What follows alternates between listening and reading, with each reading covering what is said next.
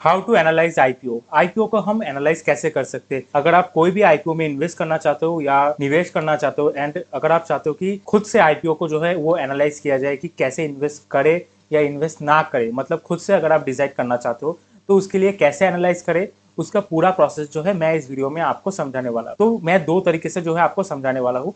पहली बात तो है कि मैं एक लॉन्ग फॉर्म में जो है एक बताने वाला हूँ कि कैसे अगर आप इन्वेस्टमेंट के लिए देख रहे हो तो कैसे आप इसको एनालाइज कर सकते हो, स्पेशली फॉर इन्वेस्टमेंट। एंड अगर आप चाहते हो कि ज्यादा टाइम ना लगे, मतलब 2 मिनट के अंदर आपको पता लग जाए कि यार ये आईपीओ में इन्वेस्ट करना है या नहीं करना है, उसके लिए जो है मैं एक काफी इंपॉर्टेंट रूल जिसका नाम है 2020 रूल जो है वो मैं आपको वीडियो के एंड में जो है बताने वाला हूँ। तो वीडियो को अंत तक देखना है, ये काफी इंपॉर्टेंट रूल है। अगर आप लिस्टिंग गेन या इन्वेस्टिंग, मतलब दोनों के लिए ही अगर आप चाहते हो इन्वेस्ट करना, तो ये 2020 रूल जो है वो काफी क्रूशियल रोल हो जाता है। सिर्फ आपको 2 मिनट का जो है वो दिमाग लगाना है, ये रूल आपको अप्लाई करना है। उसके बाद जो है आपको पता चल जाएगा कि आपको इन्वेस्ट करना है या नहीं करना है। ये जो रूल है, no loss rule for IPO, मतलब ये एक ऐसा रूल है जिससे कि आपको लॉस होने की चांसेस काफी कम होती है। तो ये काफी इंपॉर्टेंट रूल होगा, बट ये मैं वीडियो के अंत पे थोड़ा जो है वो डिस्कस करूंगा। पहले मैं थोड़ा डिटेल में डिस्कस करूंगा कि अगर आप जो है लॉन्गर फॉर्म में अगर आप इन्वेस्ट करना चाहते हो, क्योंकि कई तरह के इन्वेस्टर्स होते हैं। कुछ लोग होते हैं कि सिर्फ लिस्टिंग गेन के लिए आते हैं, कुछ लोग होते हैं जो कि लॉन्ग टर्म के लिए 4-5 साल मिनिमम होल्ड करना चाहते हैं। तो दोनों सेगमेंट है। तो पहले मैं 10 पॉइंट में आपको डिस्कस करूंगा कि कैसे लॉन्ग टर्म के लिए जो है आपको कंपनी सिलेक्ट करनी है आईपीओ में जब भी कंपनी आती है। तो पहला पॉइंट ये हो जाता है कि know about the sector and future aspects of that industry. तो देखो, कोई भी अगर कंपनी आती है तो सबसे पहले आपको एनालाइज करना है कि उसका सेक्टर कैसा है एंड उसके फ्यूचर एस्पेक्ट्स क्या क्या है। फॉर एन एग्जाम्पल, अगर आज कोई भी ईवी कंपनी आती है तो उसका फ्यूचर एस्पेक्ट कैसा होगा? ऑब्वियसली काफी ब्राइट है, क्योंकि नया सेक्टर है। बट उसी जगह अगर कोई भी टेक्सटाइल इंडस्ट्री का कोई भी कंपनी आता है, अगर पुराना टाइप का कोई भी सेक्टर आता है, तो ऑब्वियसली बात है कि उसका फ्यूचर एस्पेक्ट उतना ब्राइट नहीं होगा। तो सबसे पहले आपको ये डिसाइड करना है कि सेक्टर क्या है, फ्यूचर एस्पेक्ट्स क्या है, उसके ऊपर पहली बात तो आपको कॉल लेना है। देन जो है आपको कंपनी की फुल डिटेल्स जो है वो चेकआउट करनी है, एंड उसके साथ साथ कंपनी की कितनी साल की वर्क एक्सपीरियंस है, कंपनी के पास कितना एक्सपीरियंस है उस काम में, एंड कंपनी की फुल डिटेल्स क्या क्या है। तो वो डिटेल्स जो है आपको जाननी है कि कंपनी क्या करती है, कैसे करती है, कहाँ पे, अगर कोई मैन्युफैक्चरिंग प्लांट है तो कैसे मैन्युफैक्चर करती है। तो वो सारा जो है आपको देखना पड़ेगा। ये सारा डिटेल जो है आपको मिल जाएगा। मैं कुछ वेबसाइट का नाम बता दूंगा आपको, जहां से जो है आप ये डिटेल्स इजीली ले सकते। उसके बाद आता है कि मेनली जो जो सबसे मेन पॉइंट होता है वो है कंपनी की फाइनेंशियल। सबसे पहले जो है आपको प्रॉफिट एंड लॉस देखना है लास्ट 3 ईयर्स का। उसके साथ जो है ग्रोइंग रेवेन्यू होना चाहिए। तो आपको देखना है कि रेवेन्यू ग्रोइंग है कि नहीं, क्योंकि रेवेन्यू ग्रो होना काफी जरूरी है, एंड उसके साथ साथ प्रॉफिट ग्रो होना भी काफी जरूरी है। अगर ये दोनों पॉइंट आता है तो जो है काफी पॉजिटिव पॉइंट हो जाता है कोई भी कंपनी के लिए। उसके बाद आपको देखना है कि डेट कितना है, मतलब लोन कितना है। ये भी काफी बड़ा फैक्टर होता है कि कोई भी कंपनी के अगर लोन ज्यादा है तो वो कंपनी के जो है उसमें दिक्कत आती है। तो आपको देखना है कि एसेट्स कितने बढ़ रहे हैं, उसके साथ लोन कितने बढ़ रहे हैं, मतलब एसेट के साथ आपको जो है वो डेट को भी कंपेयर करना है। फॉर एन एग्जाम्पल, किसी भी कंपनी का एसेट इंक्रीज कर रहा है तो एंड उसके साथ साथ अगर डेट भी इंक्रीज कर रहा है तो वो जो है एक नेगेटिव साइन भी हम कह सकते हैं। सो आपको डेट में भी थोड़ा जो है वो ध्यान रखना है। उसके बाद जो है आपको केपीआईज जो है वो आपको ठीक से रीड करने, जो कि रेशियोज होते हैं, मतलब पी रेशियोज, जैसे आरओई, आरओसी, जो कि मिनिमम 15% होना ही चाहिए। किसी किसी इंडस्ट्री में हम 12% मान लेते हैं, बट एवरेजली अगर हम बात करें तो 15% के ऊपर जो है उसे अच्छा कंसिडर किया जाता है। तो आरओई, आरओसी जो है वो 15% के ऊपर हो। एंड उसके बाद जो है आपको पीई जो है वो कैलकुलेट करना पड़ेगा, एंड उसको कंपेयर करना पड़ेगा अपने उसके पीयर कंपटीटर्स के साथ, मतलब जितने भी जो है इसके राइवल्स है, जो लिस्टेड है as well as non listed है। जैसे फॉर एन एग्जाम्पल, कोई भी कंपनी है एंड उसके सेक्टर में 5 कंपनीज पहले से लिस्टेड है, तो उसके साथ जो है आपको वैल्यूएशन जो है वो कंपेयर करना पड़ेगा।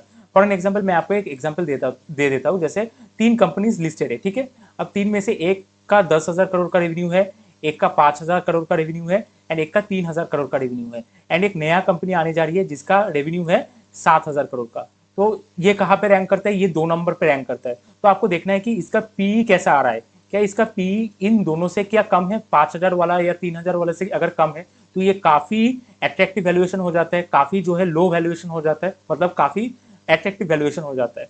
बट अगर ये 10,000 एंड 5,000 के मिडिल में है, मतलब जैसे इसका रेवेन्यू है एंड वैसे ही अगर उसका वैल्यूएशन है, तो इसको हम फेयरली वैल्यूड कहेंगे। एंड अगर ये जो सबसे बड़ा कंपनी है 10,000 वाला, इससे अगर इसका पी ज्यादा है, इसका मतलब होगा कि ये कंपनी ओवर वैल्यूड है। तो वैसे जो है आपको कंपेरिजन करना है कि इसका वैल्यूएशन कैसा है। तो उसके, क्योंकि वैल्यूएशन काफी मैटर करता है। कोई भी आईपीओ जब भी आता है ना, वो हमेशा मेजोरिटी टाइम महंगा वैल्यूएशन लेकर ही आता है। तो जब भी आप लॉन्ग टर्म के लिए इन्वेस्ट करते हो तो हमेशा आपको जो है वैल्यूएशन पे नजर लगानी पड़ेगी। एंड आठवां जो पॉइंट हो जाता है, major all advantages and disadvantages. Obviously आपको एडवांटेजेस के साथ साथ डिसएडवांटेज भी जो है वो आपको देखना पड़ेगा कि क्या क्या हो सकता है। हर सेक्टर में कुछ ना कुछ एडवांटेज एंड डिसएडवांटेज होता है, ऐसा हार्डली कोई सेक्टर होगा जहाँ पे डिसएडवांटेज नहीं होता है, तो वो भी जो है आपको ठीक से अकाउंट में लेके चलना पड़ेगा। एंड उसके बाद जो है जैसे आईपीओ खुलती है, खुलने के एक दिन पहले जो है आपको एंकर लिस्ट जो है वो देखने को मिल जाता है, कौन कौन एंकर इन्वेस्टर इन्वेस्ट कर रहा है उसका आपको लिस्ट देखने को मिल जाता है। अब कौन कौन से एंकर इन्वेस्टर इन्वेस्ट कर रहे हैं वो भी आपको देखना है। अगर अच्छे एंकर इन्वेस्टर इन्वेस्ट कर रहे हैं इसका मतलब है कंपनी बढ़िया है, तो उससे भी जो है एक पॉजिटिव सेंटीमेंट बन जाता है कोई भी आईपीओ के लिए। तो अगर एंकर इन्वेस्टर अच्छे हैं तो ये काफी पॉजिटिव साइन माना जाता है किसी भी कंपनी के लिए। एंड एट लास्ट जो है आपको सब्सक्रिप्शन देखना है, ये सबसे वाइटल पॉइंट है। जो लास्ट दिन है, आईपीओ मेनली ओपन होती है 3 दिन के लिए, एंड मैं हमेशा कहता हूँ पहले 2 दिन में जो है आपको अप्लाई नहीं करना है, आपको तीसरे दिन के लिए वेट करना है। एंड तीसरे दिन जो है आपको सब्सक्रिप्शन जरूर देखना है। अगर QIBs एंड NIs का अच्छा सब्सक्रिप्शन आता है तो इसका मतलब है कि आईपीओ में दम है, तो तब जो है आप अप्लाई कर सकते हो।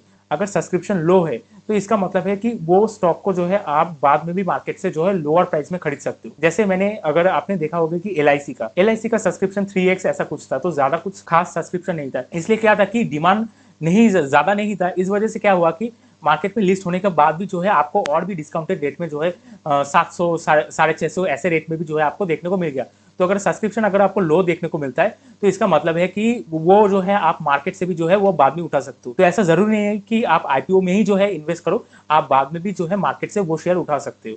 सो ये हो जाते हैं मेनली 10 पॉइंट। अगर आप लिस्टिंग गेन के लिए भी देख रहे हो या लॉन्ग टर्म इन्वेस्टमेंट के लिए अगर आप देख रहे हो तो ये 10 पॉइंट काफी क्रूशियल पॉइंट हो जाता है। इसके बाद मैं आऊंगा 2020 रूल क्या है उसके बारे में भी मैं डिटेल में डिस्कस करूंगा, बट उससे पहले मैं पहले ये बता दूं कि ये सारे डिटेल्स आपको कहाँ पे मिलेंगे, कौन से वेबसाइट पे मिलेंगे। पहली बात तो है कि लाइव मिंट पे आपको मिल सकता है, मनी कंट्रोल पे मिल सकता है, 5 पैसे एक अच्छा वेबसाइट है, कभी कभी इस पे भी काफी अच्छा डिटेल मिल जाता है। सबसे बेस्ट जो मैं कहूंगा वो है चित्तौड़गढ़ एंड ग्रो। ठीक है, ग्रो में अगर आपका अकाउंट है तो ग्रो में भी जो है आईपीओ सेक्शन में जाके जो है आप अच्छे से देख सकते हो फाइनेंशियल्स, उधर भी जो है काफी अच्छे से जो है ग्राफ में आपको फाइनेंशियल्स देखने को मिल जाएगा।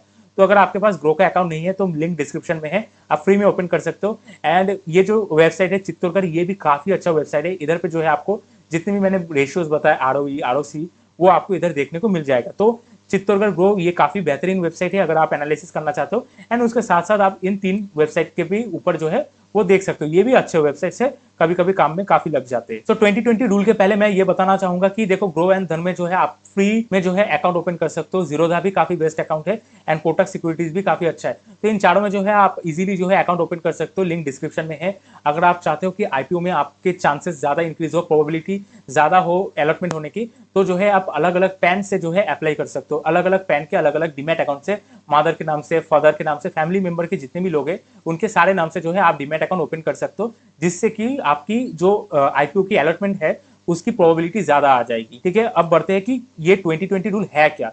देखो 2020 रूल बिल्कुल सिंपल रूल है, इन्वेस्टिंग कर रहे हो या लिस्टिंग गेन के लिए है तो काफी सेफ रूल है ये।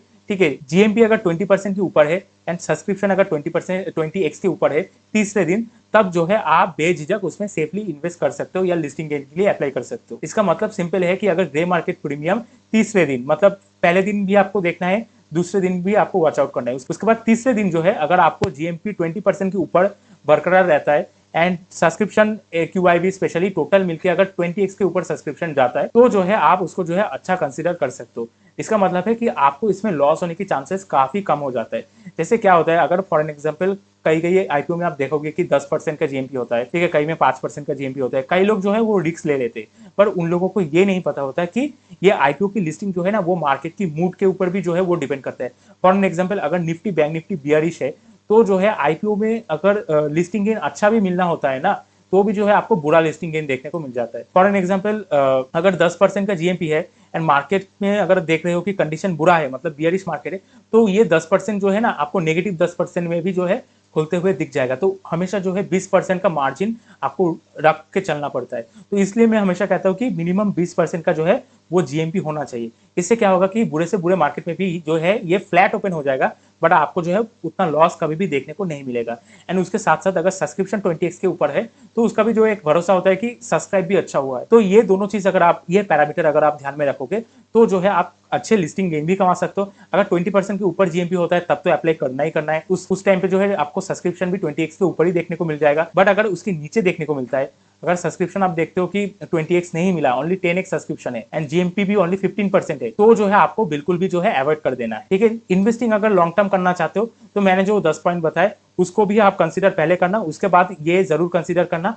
एंड अगर आप सिर्फ लिस्टिंग गेन के लिए देखना चाहते हो तो जो है आपको ये जो 2020 का रूल है ये आपको फॉलो करना ही करना है, क्योंकि लिस्टिंग गेन के लिए यही सबसे मेन चीज है। लिस्टिंग गेन के लिए देखो, लिस्टिंग गेन एक्चुअली होता क्या है, आप इन्वेस्ट करते हो, 4-5 दिन के अंदर लिस्ट होता है, आप उसको लेके निकल जाते हो, तो उसमें ज्यादा हेडेक नहीं होता है। तो इसको जो है आपको कोई भी दिमाग लगाने की कोई भी जरूरत नहीं है। तीसरे दिन आना, तीसरे दिन आने के बाद सिर्फ 2 बजे, तीसरे दिन 2 बजे देखना है कि सब्सक्रिप्शन 20x है कि नहीं है, जीएमपी 20% है कि नहीं है। एंड जीएमपी कहाँ पे पता चलेगा, मैंने आपको बता दिया, कुछ वेबसाइट की मैंने नाम बताया आपको, उधर आपको जीएमपी पता चल जाएगा। गूगल में सर्च करना, आपको जीएमपी पता चल जाएगा। तो अगर जीएमपी तीसरे दिन 2 बजे 2:30 बजे के आसपास अगर जीएमपी एंड सब्सक्रिप्शन अगर आपको 20% एंड 20x के ऊपर देखने को मिलता है तो जो है आप सेफली उसमें इन्वेस्ट कर सकते हो। तो ये रहा 2020 का रूल।